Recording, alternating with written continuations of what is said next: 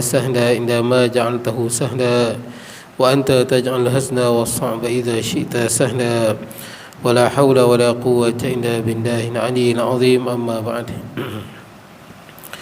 Hadirin jemaah yang dirahmati Allah, alhamdulillah pada malam ni kita dapat bertemu.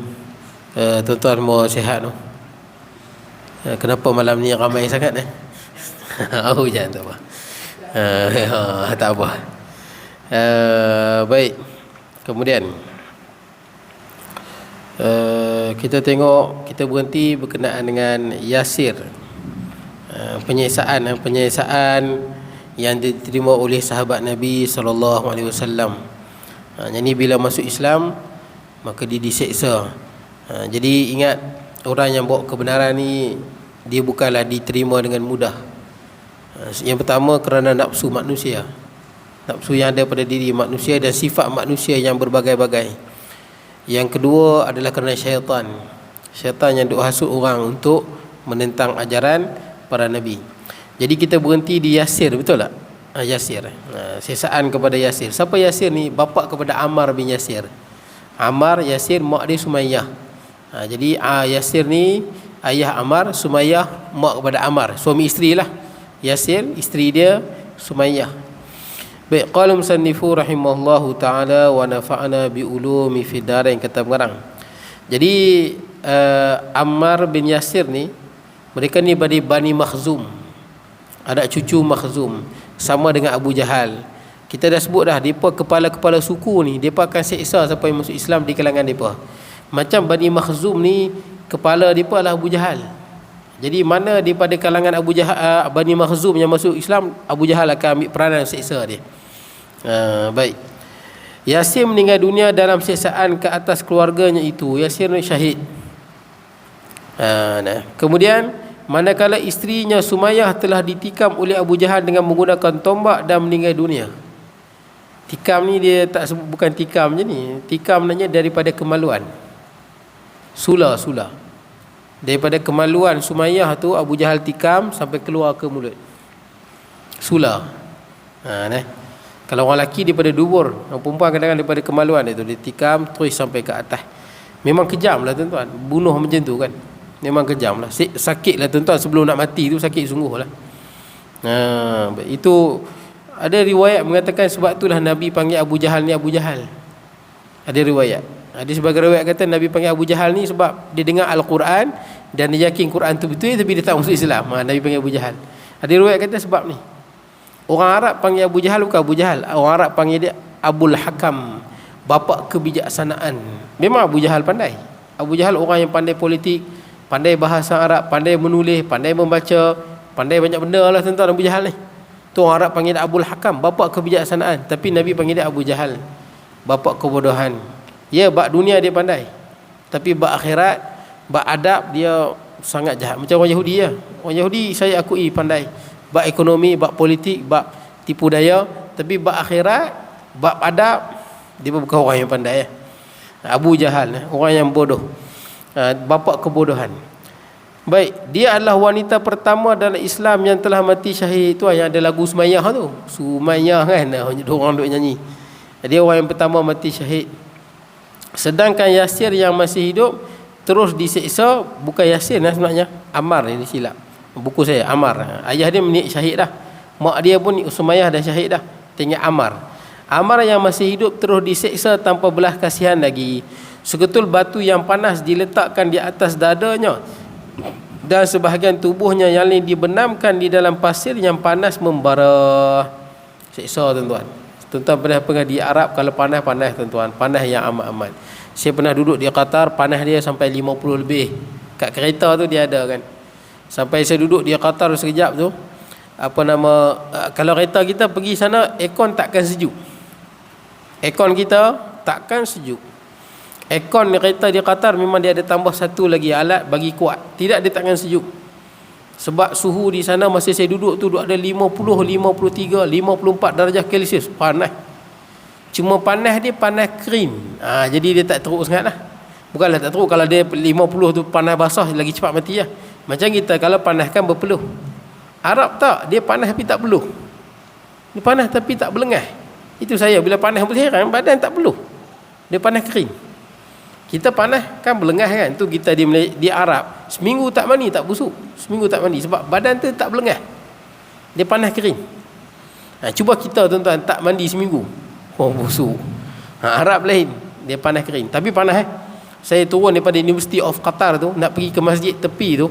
Masa keluar tu pun cepat-cepat rasa panas sungguh. Panas sungguh. Tak boleh sampai ada saya punya bapa angkat tu pesan, kata jangan duduk lama takut kita kolaps, panas sangat.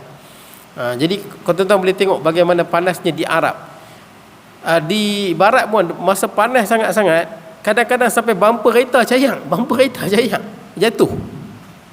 Dia terlalu panas. Ini kalau di Arab tengah panas tuan-tuan bubuh besi, orang panggil periuk kan, biar dia panas, bubuh telur, memang masak. Kat YouTube pun ada, dia bertry buat, ada. Dia berbubuh, biar panas, dia bubuh, masak telur tu. Ini Ammar bin Yasir ni tengah panas-panas, letak di atas pasir yang panas, buah batu pula atas badan dia. Kami tidak akan membiarkan engkau kecuali jika engkau mahu mencaci Muhammad atau engkau mengatakan hal-hal yang tidak baik, hal-hal yang baik tentang Lata dan Uzza. Ni siapa ni? Geng Abu Jahal lah. Hang kena kutuk Muhammad, ini kutuk Nabi SAW. Ataupun hang kena puji Lata dan Uzza. Ni pelik tuan-tuan. Sebab orang musyrikin ni, dia faham Nabi ajak apa? Nabi ajak mentauhidkan Allah. Tuan-tuan kalau kita baca dalam sirah nanti, Abu Jahal and the gang ni, dia pun percaya pada Allah Ta'ala ke tak percaya? Dia pun percaya. Tapi dia pun percaya ada Tuhan lain. Macam tu. Sebab tu dalam Quran sebut, bila Nabi berdakwah, orang Arab tak setuju pasal apa? Dia pun percaya Allah. Wala in sa'altahum man khalaqas samawati wal ardi la yaqulunna Allah. Kalau kau tanya pada mereka kafir Quraisy ni, siapa yang menjadikan langit dan bumi, dia pun tak kata berhala tu, dia pun akan kata Allah. Tapi dia pun anggap berhala tu juga ada kuasa ketuhanan. Macam tu. Sebab tu dalam Quran bila Nabi berdakwah, dia pun kata apa? Aja'al al-alihata ilahan wahidah inna hadha la syai'un ujab. Adakah Muhammad nak jadikan Tuhan yang banyak ni? Tuhan banyak. Allah Tuhan, Lata Uzza Tuhan, Hubal Tuhan, Manat Tuhan, banyak Tuhan dia. Adakah Muhammad nak jadikan Tuhan-Tuhan yang banyak ni satu? Ini benda yang sangat pelik. Tu yang mereka tentang sungguh tu. La ilaha illallah. Apa makna la ilaha illallah? La ilaha ma'budun illallah. Tidak ada Tuhan yang berhak disembah kecuali Allah.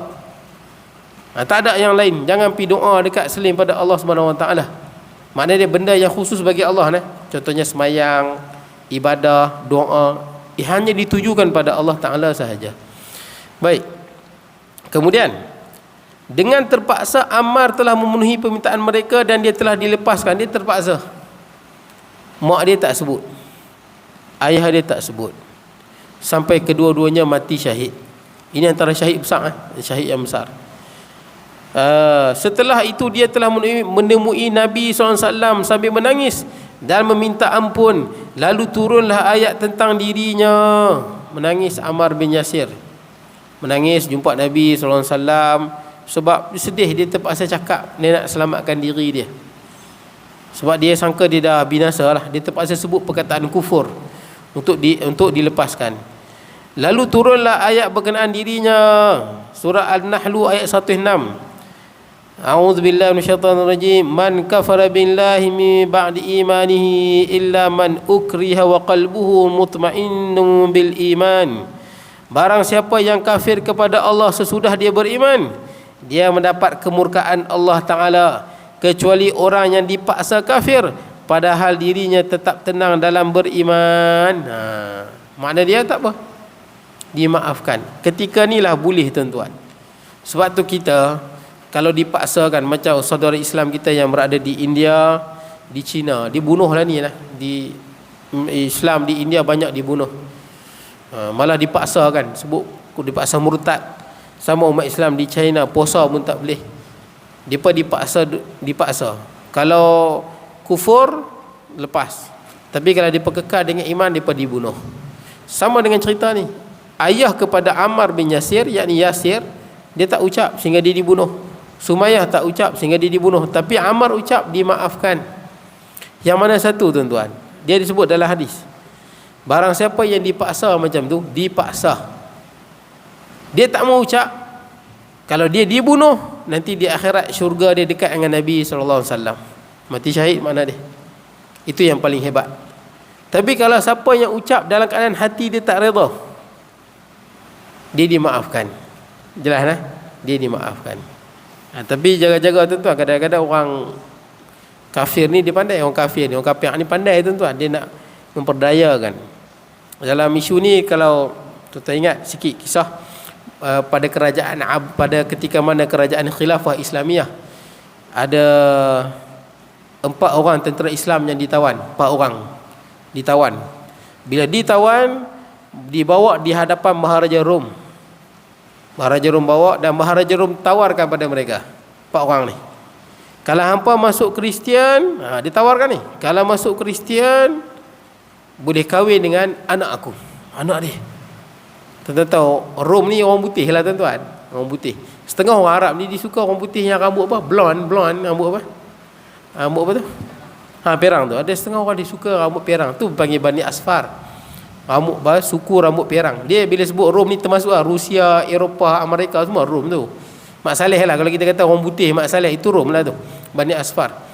Jadi tuan-tuan, kalau masuk Kristian boleh kahwin dengan anakku, aku beri kekuasaan, aku lantik jawatan, dan aku bagi harta yang banyak. Asalkan masuk Kristian ya. Ni dia tunjuk ni, puteri aku ni, lawa. Dapat pangkat lagi, aku lantik pangkat. Kemudian aku bagi harta yang banyak. Tentera Islam yang pertama dia tak mau, potong kepala. Bila potong, bergolek kepala, baca ayat Quran. Fi jannatin aliyah, dalam syurga yang tinggi. Kepala putih tu, baca ayat Quran. Lagi panas lah Maharaja Rom tu, Hercules tu lagi. Dah kena potong kepala, boleh baca. Yang kedua pula macam mana? Kalau tak mau terima, itu dia, kepala satu putih lah. Kalau terima, ni puteri aku. Ni puteri aku, dapat pangkat dan dapat harta yang banyak. Tuan-tuan, Maharaja Rom kaya. Jadi yang kedua pun tak mau. Potong yang kedua, bergolek kepala tu, baca ayat Quran juga. Qutufuha daniyah, dalam syurga nanti dekat buah-buahan nak petik. Dalam syurga nanti buah-buah banyak. Bila tuan-tuan teringin, tuan-tuan tengok dahan tu dia diturun kat tuan-tuan. Macam tu. Diturun, tuan-tuan petik. Itu kata qutufuha daniyah. Mudah atau rendah kita nak memetik buah-buahan syurga. Lagi panas lah Maharaja Rom tu. Dia tanya yang ketiga, macam mana? Kalau tak mau tu, 2 kepala dah dipotong. Kalau nak, ni puteri aku yang lawa ni, pangkat dan harta lagi aku bagi. Yang ketiga dia goyang dia goyang. Dia fikir, macam mana? Tak apalah. Tak apalah. Kita tak tahu dia taqiyah ke tak. Betul tak kan? Boleh jadi dia nak selamatkan diri. Dia terima. Kita masa ni, kita sebagai orang Islam pun, kita fikir boleh jadi dia nak selamatkan apa? Selamatkan iman dia kan? Dia selamatkan nyawa dia. Tak apalah, dia terima tawaran raja tu. Tapi penasihat raja ni pandai, penasihat Hercules ni. Hercules ni maksud dia Maharaja Rom, Herakles Arab sebut. Penasihat kata, tuanku, kita tak boleh percaya dia, kita kena uji dia. Habis dia. Kita kena uji, betul ke dia ni masuk Kristian, ke dia tipu kita ya? Kan dia pun masuk tadi 4 orang kan, betul tak? Yang pertama mati, yang kedua mati, yang ketiga masuk Kristian, tinggal lagi seorang. Jadi kata penasihat raja ni, betul ke atas dia tipu kita? Kita kena uji dia. Macam mana nak uji? Suruh dia bunuh kawan dia. Suruh dia bunuh kawan dia. Tuan-tuan tahu dalam Islam, kalau kita dipaksa, bukan semua paksaan kita boleh terima. Ada yang contoh orang paksa kita bunuh orang, tak boleh. Kita tak boleh selamatkan nyawa kita, untuk selamatkan nyawa kita bunuh orang lain, tak boleh. Maksudnya kita pentingkan nyawa kita. Ataupun orang nak tangkap anak kita, nak bunuh anak kita, kalau kita tak bunuh orang tu, dia bunuh anak kita. Kita haram juga kita bunuh orang. Faham no? Memang tak boleh. Orang paksa kita lagu, paksa suruh kita bunuh orang, memang tak boleh. Paksa lagu mana pun, biarlah kita mati, biarlah nyawa kita terkorban, tapi jangan sampai orang lain pula kita pergi bunuh. Tak boleh. Lagi satu tuan-tuan, tak boleh kalau orang yang ditangkap bocor rahsia negara. Tak boleh, rahsia negara bahaya. Contoh kalau tentera kena tangkap, dia dipaksa bagi tahu di mana senjata disimpan, di mana pertahanan Malaysia, di mana jet pejuang Malaysia, di mana anti pesawat Malaysia, di mana artileri Malaysia. Jangan dia bagi tahu pula bila dipaksa, saya ni tak suka menipu, dia bagi tahu. Oh, itu tak cerdik tuan-tuan. Sekalipun dicungkil mata, sekalipun dipotong tangan, dia tak boleh dedahkan. Pasal apa? Kalau dia dedahkan rahsia pertahanan negara, bukan yang mati rakyat Malaysia yang 34 juta ni terancam. Dan memang banyaklah dalam sejarah, tuan-tuan boleh baca dalam sejarah apa peperangan tanah Melayu ni. Kenapa kalah? Semua ada pengkhianat. Kenapa jatuhnya Melaka? Ada pengkhianat. Tun Sri Lanang dan in the gang dia. Masa peperangan Kedah Siam, ada pengkhianat. Ada pengkhianat yang pergi ke Siam, yang bocorkan pertahanan Kedah. Sebab tu kita, maaf tuan-tuan, bahasa Melayu ni saya dengar Profesor Mak Rofah sebut, satu bangsa yang sangat menyedihkan. Selalu dijatuhkan oleh bangsa dia sendiri. Maaf sebut tuan-tuan, itu realiti dia. Selalu bangsa Melayu, bangsa yang selalu dimangsakan oleh bangsa dia sebenarnya. Tuan-tuan boleh baca waktu British duduk, waktu Jepun duduk, waktu komunis duduk. Ada tuan-tuan bangsa Melayu sendiri yang pengkhianat bangsa dia. Cerita Peramli ada kan, yang buang tu kan, buang. Tuan-tuan agak-agak sekarang ada lagi, kita ada agak-agak lah. Memang kalau kita tengok macam ada, kadang-kadang lah kita tengok, saya tak sebut parti mana, tapi kadang-kadang kita tengok ada yang macam tu. Piramli dah sebut jangan lagi ada yang macam ni lepas dia bunuh kawan itu kan, gaduh-gaduh mati, jangan lagi ada yang panggil lagu tu. Dan Mak Kilau sebut benda yang sama kan, Mak Kilau pun sebut masa sebelum dia mati. Tuan-tuan, itu lebih saya dengar cerita Dr. Profesor Mak Rofah tu betul ya. Bangsa yang selalu dikhianati oleh bangsa dia sendiri adalah bangsa Melayu.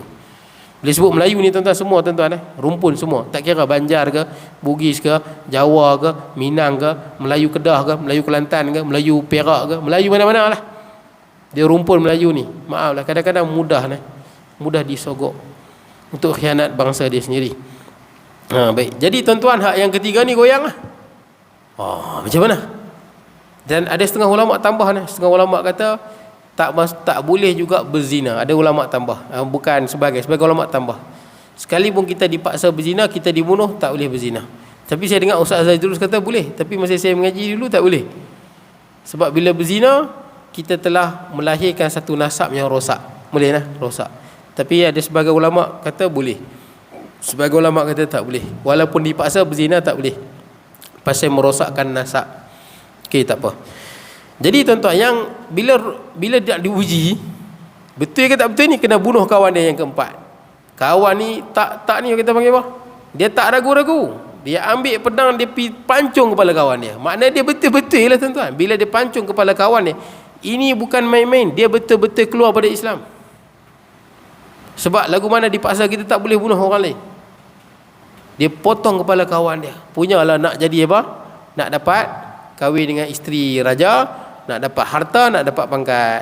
Lepas dia potong kepala kawan dia, menteri tu, penasihat Hercules tu kata apa? Tuanku, kawan dia yang dia berkawan lama pun dia boleh khianat. Kita ni macam mana? Ini kawan ni sama-sama berjuang, kawan lama dia, satu agama, dia boleh khianat dengan kawan dia. Kita ni tak mustahil satu hari nanti dia akan khianat kita. Kepala dia pula kena potong. Dunia tak dapat, akhirat tak dapat. Tapi ada tak tuan-tuan? Ada. Tuan-tuan tengok yang bila orang dedahkan yang anak pengasas Hamas tu.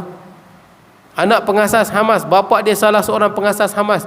Dia masuk Kristian, isteri dia Kristian, dapat harta, dapat pangkat, dan Israel anggap dia adalah aset penting Israel. Dia bekerja di bawah Shin Bet, satu ejen rahsia Israel.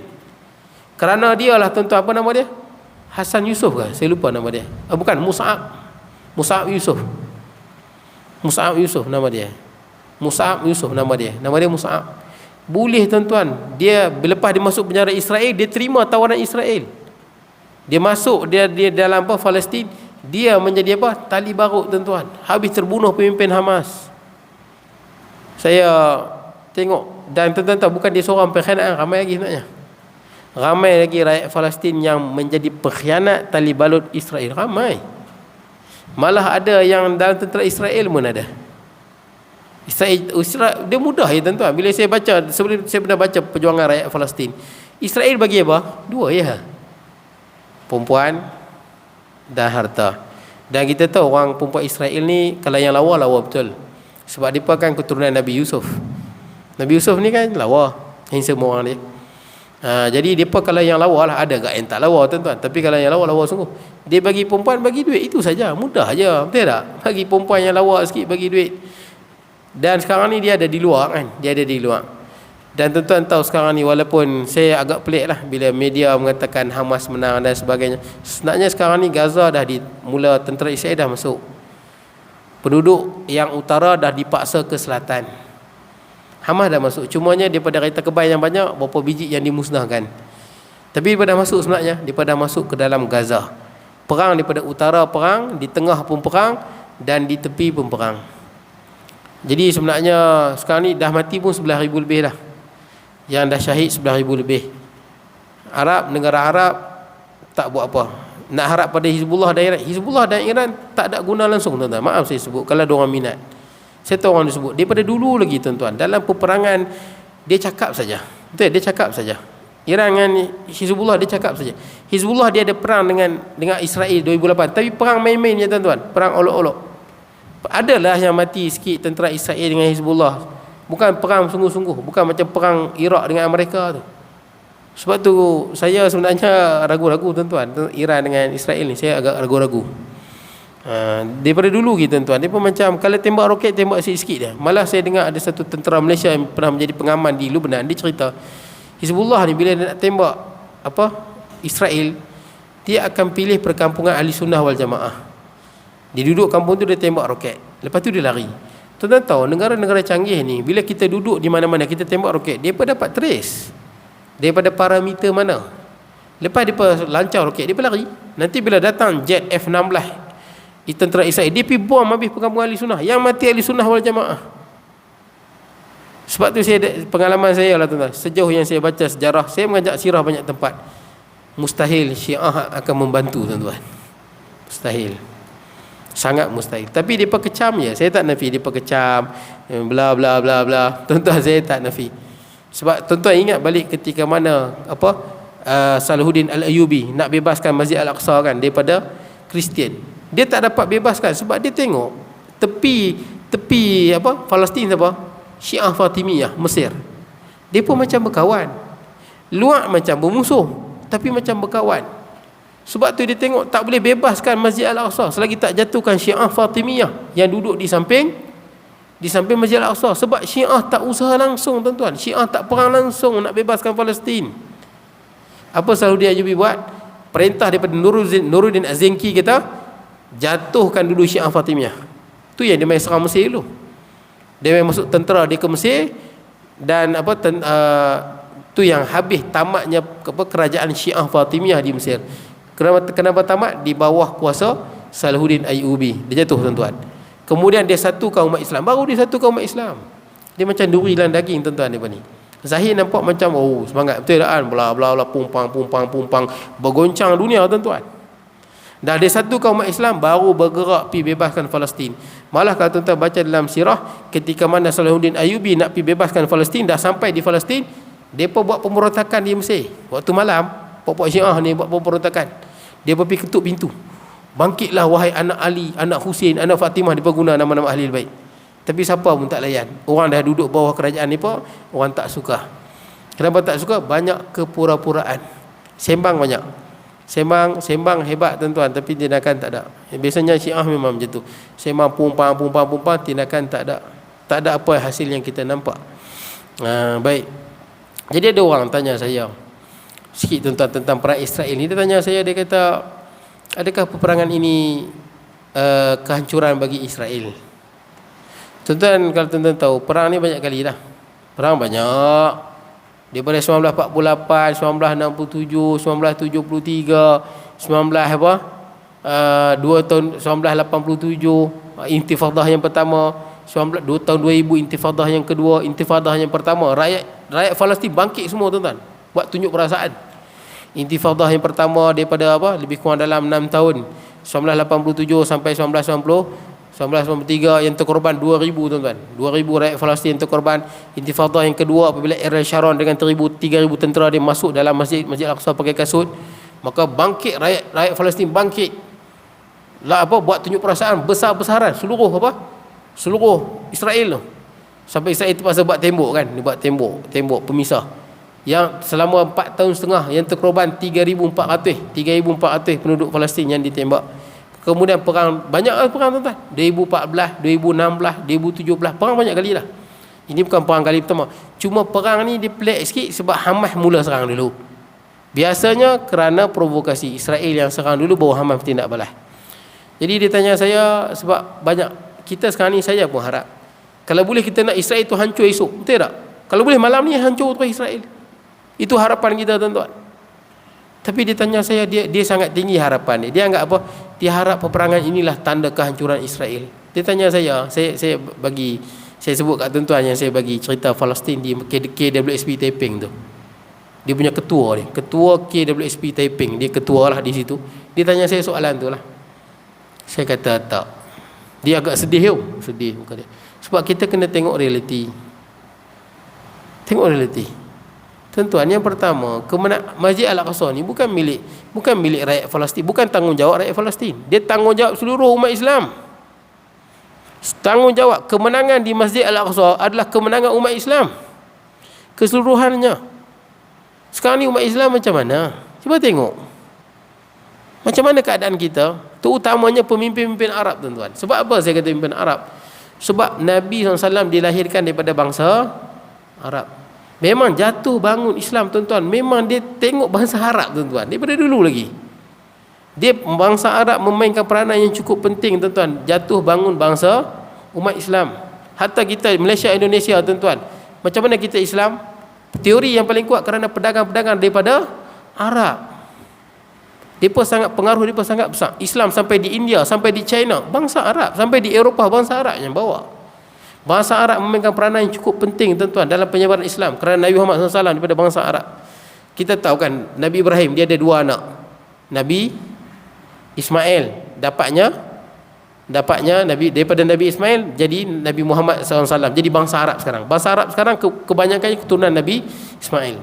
Satu lagi dia ada anak Nabi yang Ishak kan, Yakub. Daripada jalur ni jadi bangsa Yahudi. 2 bangsa ni lah yang duk bersaing akhir zaman. Sebab tu tuan-tuan, saya sebut, tuan-tuan, memang umat Islam ramai. Saya dah sebut Nahrat Iran dengan Hizbullah daripada dulu gitu, tuan-tuan. Dia tak pernah tembak satu roket pun.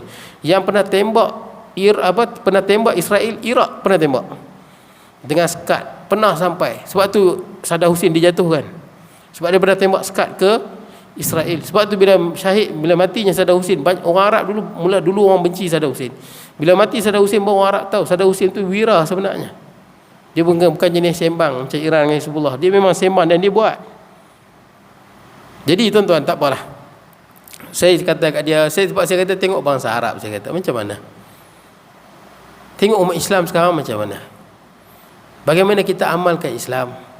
Bagaimana kita kembali kepada Islam? Bagaimana kita besarkan Islam? Macam mana Allah nak berikan kita Masjid Al-Aqsa? Sebab saya kata Masjid Al-Aqsa adalah untuk umat Islam, tanggungjawab seluruh umat Islam. Cuma kita berterima kasih banyak-banyak penduduk Gaza, Hamas ataupun Brigade Al-Qassam. Dia sebenarnya Gaza tu bukan Hamasnya. Banyak lagi mujahidin yang bukan bawah Hamas, dia pecah-pecah. Cuma Hamas tu yang kita kenal lah, oh ni Hamas.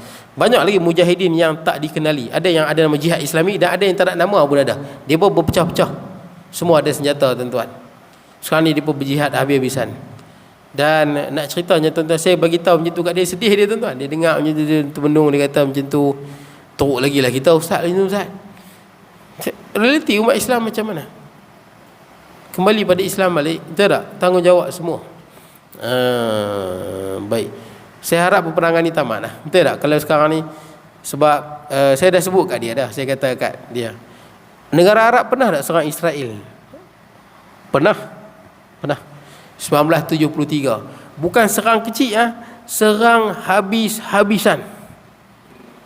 Serang habis-habisan. Dalam peperangan Yom Kippur pada 6 Oktober. Cara dia pun sama macam Hamas buat. Hamas tiru dia lah. Serang senyap mengejut.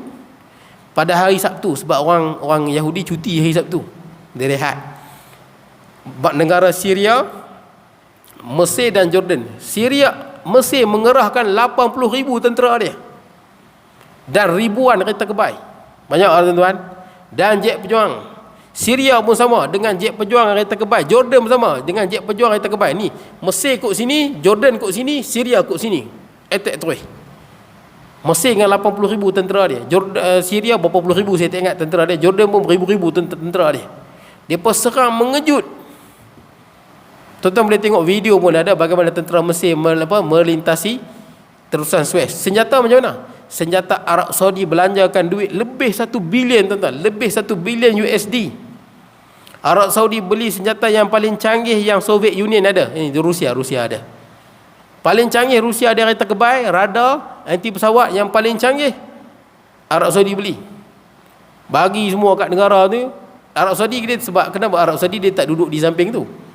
Dia bukan duduk sepadan. Yang sepadan dengan Israel apa? 3 tadi, Syria, Jordan dengan Mesir. Dia pun serang habis-habisan. Mula-mula Israel kalah. Dia terpaksa berunduk jauh ke dalam. Lepas tu Amerika tolong, British tolong. Tentera Mesir yang terkorban 18,000 tuan, bukan sikit, 18,000. Jet pejuang Mesir yang ditembak. Mula-mula Israel teruk juga. 100 jet pejuang ditembak tuan, 100. Kita Malaysia berapa biji jet pejuang tuan? 100 biji ditembak. Maksud dia perang ni bukan perang main, perang sungguh-sungguh. 100 jet pejuang Israel ditembak, 354 kereta kebal Israel hancur. 354. Ni bukan perang main-main, perang sungguh-sungguh. All out kita kata, habis-habisan. Tapi bila datang bantuan Amerika bagi senjata yang jauh lebih canggih. Sehingga kan apa? Mesir tak boleh tembak jet apa? Jet Israel. Jet Mesir yang habis 300 lebih tuan-tuan. 300 lebih jet Mesir yang ditembak. Dia punya kereta kebal saya tak ingat apa ratus yang ditembak. Beratus kereta kebal. Sama dengan Syria, sama dengan Jordan. Puncak dan terpaksa kalah tuan-tuan. Bila Israel bergerak, malah Israel ditolong, tentera Amerika dengan British pun mai tolong. Sehingga kan mula-mula perang menang, kemudian kalah lagi teruk. Sehingga kan apa? Israel berjaya menjajah semenanjung Sinai di Mesir dan berjaya jajah Bukit Golan di Syria. Dan berjaya ambil tebing barat daripada Jordan. Saya nak cerita apa tuan-tuan? Negara Arab pernah serang habis-habisan. Tapi gagal. Serang mengejut, tapi gagal. Punca galah pasal apa? Punca galah kerana senjata Amerika dan British lebih kuat dan lebih moden berbanding dengan Rusia, Soviet Union. Sejak pada itu orang negara Arab dia tak berani ya tuan-tuan. Tapi saya nak cerita Iran dengan Hizbullah tolong tak? Mana ada. Maaf tuan-tuan, saya tengok saya agak pelik lah kalau orang sembang Iran Hizbullah. Saya macam ni tuan. Siapa pun dia. Kalau dia angkat Iran Hizbullah, saya macam ni tuan. Macam tu kan. Betul lah tuan-tuan. Maaf lah tuan-tuan. Sebab saya baca daripada dulu. Sejarah pada zaman Nabi sampai lah ni saya baca, saya tengok mustahil. Golongan ni duri dalam daging. Tapi saya puji sikit lah. Sebab dia berkecam. Itu je lah. Setakat dia berkecam je lah. Dan tuan-tuan tahu, bila hancur Palestin, siapa yang bantu bina? Ya, kita kutuk Arab Saudi, kita kutuk negara Arab sebab tak tolong. Padahal dia pernah dulu perang, kalah tuan-tuan. Seluruh negara Arab pun tolong, seluruh negara Arab lain pun tolong. Kita kecam tuan-tuan, negara-negara Arab. Tapi tuan-tuan tahu, bila hancur tuan, siapa yang bina balik hospital, rumah? Antara negara yang paling banyak tolong, paling banyak tu negara Arab. Tapi negara Arab tak berani bagi senjata. Dia tak berani serang. Dia tak berani tuan-tuan. Lagi satu bukan apa, takut Iran ni saya duk nampak dia bukan apa. Kalau negara Arab hancur, dia senang dia nak ambil daripada ahli sunnah, itu saja sebenarnya. Dia memang itu harapan Iran. Harapan Iran biar negara Arab ni perang dengan Israel. Dia takkan join tuan-tuan. Dia takkan join. Macam dulu dia dah tak join dah. Dia sembang aja. Bila negara Arab perang dengan Israel, kita teruk hancur tuan-tuan. Masa ni mudah dia nak ambil bumi-bumi ahli sunnah wal jamaah. Itu yang saya nampak tuan-tuan. Itu pencaturan yang saya baca dalam sejarah, itulah hakikat dia. Dan dia takkan tolong. Walaupun saya tahu banyak orang duk sebut-sebut, ini semua mengarut dia tuan-tuan, mengarut dia. Baik, jadi tuan-tuan, negara bila hancur tuan-tuan daripada dulu, setiap kali serangan hancur, negara Arab akan bagi duit banyak. Memang Taizat Nabi dia bagi duit berbilion-bilion tuan-tuan. Tapi setakat bangunan, negara Arab yang paling banyak bina hospital, bina bangunan habis berbilion-bilion tuan-tuan adalah Qatar. Arab Saudi pun banyak tuan-tuan. Tapi dia bagi dari sudut kewangan. Dia tak bagi dari sudut ketenteraan. Itu saya kata tuan. Bila dia tanya saya, dia sedih tuan-tuan. Lepas tu dia sedih. Dia sedih, lepas tu dia terus turun tuan-tuan. Dia pergi kat pejabat dia. Saya kena cakap realiti. Itu hakikat dia. Sebab umat Islam kena menang. Umat Islam kena betul-betul bersatu. Dan umat Islam kena kembali kepada Islam. Betul tak? Kembali pada Islam yang sempurna. Baik, tak apalah. Tak apa tuan-tuan, ini cerita sikit bab Palestin tuan-tuan. Tapi tuan-tuan share lah, banyak lah orang share pasal Iran kan. Naik apa bendera hitam lah, benda apa lagi nak. Cerita apa nak tukar peta Israel, nak tukar peta Israel lah. Saya dulu saya kata tak payah sembang lah. Dulu yang masa apa Sulaiman apa Sulaiman apa benda tah Al-Qasimi ke yang dibunuh Jeneral Al-Qasimi Sulaiman Al-Qasimi kot yang dibunuh, Jeneral Iran yang dibunuh oleh Amerika kena bom drone kan, drone bunuh Jeneral Iran Sulaiman Al-Qasimi ke apa benda nama dia tu. Dia kata apa, ada satu pakcik ni dia memang pro Iran tu, pro Iran. Dia kalau di Malaysia ni kalau pro Iran ni biasanya Syiah lah. saya selama saya sembang dengan orang Syiah ni, walaupun mereka ni rakyat warga negara Malaysia dalam Iran tu, saya sembang Iran lah, semua Iran, hampir duduk Iran lah. Kita yang duduk Malaysia buat apa? Dia hampir duduk Iran semua duduk Malaysia. Tapi nak cerita tuan-tuan, dia pun Iran ni. Dia pun masa tu satu pakcik tu dia memang Iran saja. Dia beritahu apa kat saya, Ustaz, Iran akan berperang dengan mereka. Saya kata apa kat dia? Takkan perang. Perang kan tak perang? Kan tak perang. Muhurnya. Memang Iran menantikan kehancuran bangsa Arab. Ya, dia menantikan. Dia duduk provoke kan, duduk provoke antara apa Israel dan negara Arab. Sebab tu bila negara Arab nak bernormalisikan, kita tak setuju negara Arab membaikkan hubungan dengan Israel. Kita tak setuju tuan-tuan. Kita tak setuju. Ini benda yang sangat jahat. Tapi Iran susah hati. Sebab Iran dalam diam dia baik dengan Israel. Dalam diam. Bila negara Arab baik dengan Israel secara berhadapan, maka Israel akan tinggalkan dia. Itu yang dia gelabah. Itu yang dia duk nak melaga-lagakan antara negara Arab dan Israel. Kalau negara Arab, tuan-tuan percayalah cakap saya. Tuan-tuan percaya cakap saya 100%. Saya yakin sungguh berdasarkan bacaan sejarah saya. Kalau seluruh negara Arab serang Israel seperti mana 1973, Iran takkan tolong. Habuk dia takkan tolong. Dan dia dah buat dah 1973. Dia tak tolong langsung. Dan dia menantikan. Dan Israel ada nuklear. Saya ada nuklear. Dan Israel ni sebut kalau dia tak boleh buat apa, dia akan jatuhkan nuklear di Gaza. Itu dia punya apa pilihan dia. Dia memang ada nuklear. Itu yang Iran nak. Biar negara Arab attack Iran apa attack apa Israel bubuh nuklear kat negara Arab, senang Iran akan attack negara Arab. Dan selama saya baca dalam akidah depa, akidah Syiah ni, dia menganggap ahli sunnah ini lebih jahat daripada orang kafir. Betul. Sebab dia anggap ahli sunnah lah yang bunuh apa ahli bait Nabi. Ini pembohongan. Yang bunuh ahli bait Nabi adalah Syiah ni yang bunuh. Pengikut Sayyidina Ali yang bunuh ahli bait. Ubaidullah bin Ziyad yang bunuh Husain. Siapa? Bekas tentera Sayyidina Ali. Baca sejarah. Tapi dia cakap banyak yang salah, banyak yang menipu. Kadang-kadang masyarakat terpercaya tuan-tuan. Ubaidullah bin Ziyad, siapa yang bunuh Sayyidina Ali? Yang bunuh Sayyidina Ali Syiah, yang asalnya pengikut Sayyidina Ali sendiri, iaitu Abdul Rahman bin Muljim, pengikut setia Sayyidina Ali. Kemudian dia benci Sayyidina Ali. Baca sejarah. Tapi kalau sembang ni banyak tipu tuan-tuan. Banyak tipu. Susahlah tuan-tuan sembang orang banyak tipu ni. Tapi itu harapan Iran Ya, itu harapan Iran. Sampai sudah dia takkan serang Israel. Dan dia memang sedang kutuk negara. Dia duduk kata, lain saya duduk tengok, baru dia tengok video kan, dia duduk kata, awak negara Arab tak serang Israel, hang buat apa? Itu harapan dia. Dia nak Israel hancurkan negara Arab seperti mana-mana dulu kan. Bila hancur dari negara Islam, dia akan ambil daripada. Dan tuan-tuan baca balik dalam sejarah, Syiah tak pernah berdakwah. Tuan-tuan tahu, bumi itu dakwah Islam ke mana-mana, dia tak pernah. Islam sampai di mana? Malaysia dengan Indonesia, ahli sunnah yang bawa. Tu kita ahli sunnah tuan-tuan. Islam tuan-tuan buka, dia panggilkan buka kota kan. Yang buka China, yang sampai ke Islam di China, sampai Islam di India, semua ahli sunnah wal jamaah. Kita buka tuan-tuan negara-negara baru, dakwah, jadi negara Islam, jadi negara Islam, dakwah, semua ahli sunnah. Macam mana tertegaknya Syiah tu, Syiah di Iran tu, mana ada? Bila dia rampas pada ahli sunnah, dia bunuh ahli sunnah wal jamaah pada tahun 15. Waktu Melaka jatuh tu kan, ketika ni naiknya Daulah Safawiyah, dia akan rampas bumi ahli sunnah, dijadikan bumi Syiah. Itu kerja dia. Baca balik sejarah. Kita ahli sunnah tak, kita akan pergi negara kafir dakwah, betul dakwah sampai kita buka. Baca sejarah. Syiah tak pernah buka satu pun tuan-tuan. Negara apa daripada negara kafir dakwah jadi negara Islam, tak pernah. Dia rampas Iran. Padahal Iran dulu negara ahli sunnah. Imam Bukhari Parsi, tuan-tuan. Orang Iran lah, Parsi. Imam Bukhari, Imam Ibnu Majah, Imam Tirmizi, Imam Abu Daud, bukan orang Arab. Sibawai, Imam Abu Hanifah. Ramai ulama ahli sunnah, tuan-tuan, daripada Iran. Sebab Iran dulu ahli sunnah wal jamaah. Dia rampas pada ahli sunnah. Kerajaan Syiah Fatimiyah, dia rampas pada kerajaan Abbasiyah. Dia rampas Mesir, dia ambil suka hati dia ya. Iran dia akan rampas bumi ahli sunnah, dia akan jadi bukan bumi Syiah. Tuan-tuan jangan, kalau ada saya tak tahulah, kalau orang fikir masih ada lagi orang kata Hizbullah dengan Iran akan bebaskan Palestin.